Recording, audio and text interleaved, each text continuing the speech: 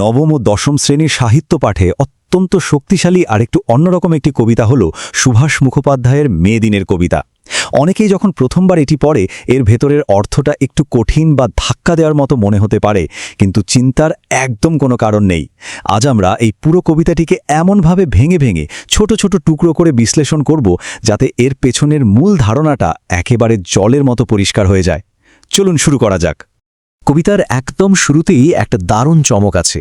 লাইনটা হলো, প্রিয় ফুল খেলবার দিন নয় অদ্য। ভাবুন তো, একটি কবিতার শুরুতেই এমন একটি কথা।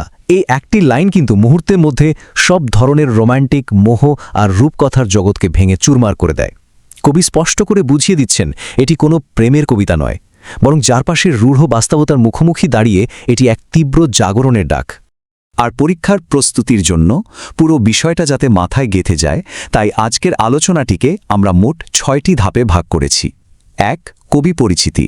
2. স্বপ্নের বদলে রূঢ় বাস্তবতা। 3.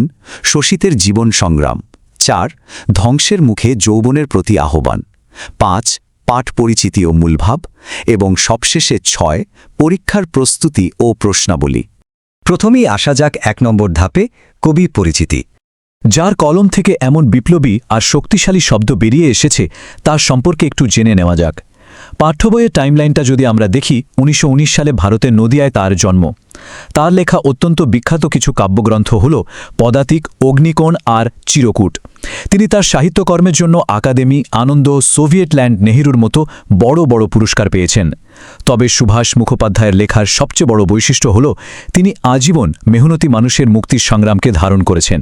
2003 সালে মৃত্যুর আগ পর্যন্ত তিনি ঠিক এই আদর্শেই অবিচল ছিলেন। এবার চলুন 2 নম্বর ধাপে, স্বপ্নের বদলে রূঢ় বাস্তবতা।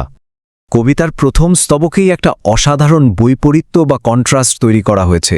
একদিকে আছে স্বপ্নের নীল মধ্য, অর্থাৎ রঙিন স্বপ্ন বা বিলাসী জীবনের নেশা, আর ঠিক তার উল্টো দিকে আছে কাঠফাটা রোদ সেকে চামড়া, অর্থাৎ বাস্তবে যখন খেটে খাওয়া শ্রমিকদের চামড়া কাঠফাটা রোদে পুড়ে যাচ্ছে, তখন নিজের আরামায়েশ বা কল্পনার জগতে ভাসার তো কোনো সুযোগই নেই, তাই না? পরীক্ষার জন্য এই বৈপরীত্যটা বুঝতে পারা কিন্তু ভীষণ জরুরি। এরপর 3 নম্বর ধাপে আমরা দেখব শোষিতের জীবন সংগ্রাম। কবিতার দ্বিতীয় আর তৃতীয় স্তবক পড়লে মনে হবে যেন আমরা সরাসরি কোনো এক শিল্প কারখানার পরিবেশে ঢুকে পড়েছি। এখানে দুটো শব্দ খুব ভালো করে খেয়াল করতে হবে, শতাব্দীর লাঞ্ছিত আর সাইরেন। কারখানার চিমনির মুখে যে সাইরেন বাজে, সেটা শুধু কাজের সময়ের হিসাবই রাখে না, এটা আসলে একটা বিপদ সংকেত বা অ্যালার্ম। আর শতাব্দী লাঞ্ছিত মানে হলো এই শ্রমিকরা শত শত বছর ধরে কেবল নিপীড়ন আর অত্যাচারই সহ্য করে আসছে। তাদের প্রতিদিনের যন্ত্রণার ইতিহাসটা এই শব্দগুলোর মধ্যেই লুকিয়ে আছে। এবার 4 নম্বর ধাপ, ধ্বংসের মুখে যৌবনের প্রতি আহ্বান। এখানে সবচেয়ে দারুণ ব্যাপারটা হলো, কবিতাটি শুধু দুঃখ কষ্টের কথা বলেই থেমে যায় না, বরং এটি তরুণ সমাজকে একটা চূড়ান্ত পদক্ষেপ নেওয়ার নির্দেশ দেয়। কিভাবে? মূলত 3টি ধাপে। প্রথমত, ভীরুতা ত্যাগ করতে হবে। মৃত্যুর ভয়ে চুপচাপ বসে থাকলে আর চলবে না। দ্বিতীয়ত, প্রস্তুতি, গায়ে জড়াতে হবে যুদ্ধের সজ্জা। আর তৃতীয়ত, যৌবনের স্বীকৃতি, অর্থাৎ এই পথটা যে ভীষণ দুর্গম আর ভয়ঙ্কর, সেটা জেনেই সাহসী যৌবনাত্মা ঠিকই এই পথটাকে চিনে নেবে। এটা সত্যি এক অসাধারণ জাগরণের ডাক। 5 নম্বর ধাপে থাকছে পাঠ পরিচিতি ও মূল ভাব।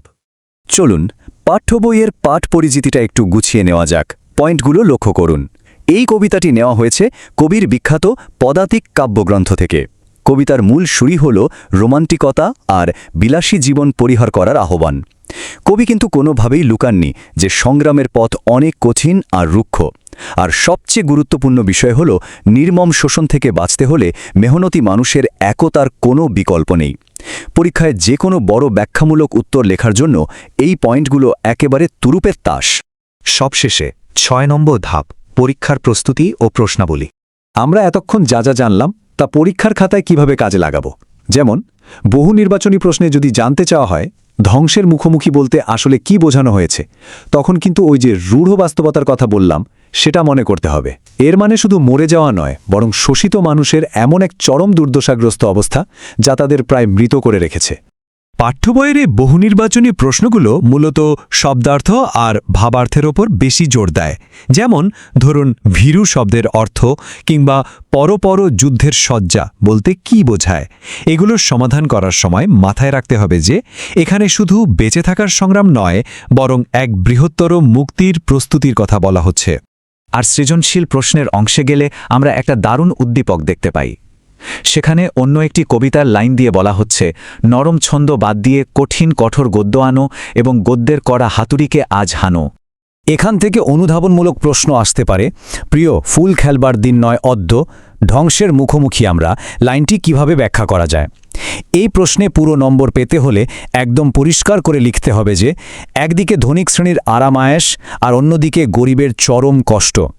এই ভয়াবহ শোষণের মুখে দাঁড়িয়ে ফুল খেলার মতো রোম্যান্টিকতা এখন আর মানায় না। এখন হলো সচেতন হওয়ার আর রুখে দাঁড়ানোর সময়। একেবারে শেষে এসে একটি বিষয় একটু গভীরভাবে ভাবার মতো। উদ্দীপকের ওই গদ্যের কড়া হাতুড়ি আর আমাদের কবিতার রূঢ় বাস্তবতার মধ্যে মিলটা কি ধরা যাচ্ছে? রঙিন স্বপ্ন সরিয়ে রেখে যখন বাস্তবতার এই কঠিন হাতুড়ি নেমে আসে, তখন আজকের দিনে তরুণ সমাজ কিভাবে তাদের চারপাশের এই রুক্ষ অরোমান্টিক বাস্তবতাগুলোকে চিনে নেবে? এই একটি প্রশ্নই মূলত কবি আমাদের সামনে রেখে গেছেন, যা আজ এত বছর পরও দারুণভাবে প্রাসঙ্গিক।